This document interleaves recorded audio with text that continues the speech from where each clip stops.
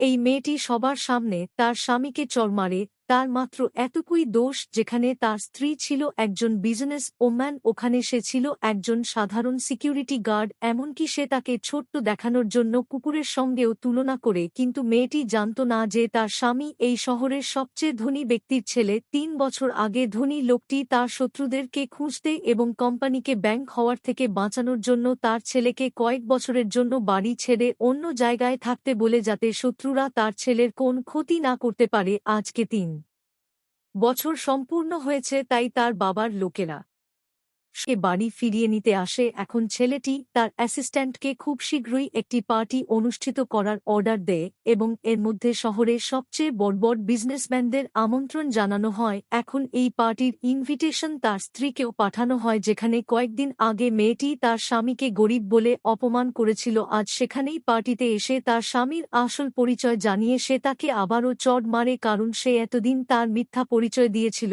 কিন্তু এবার ছেলেটিও আর সহ্য করে না।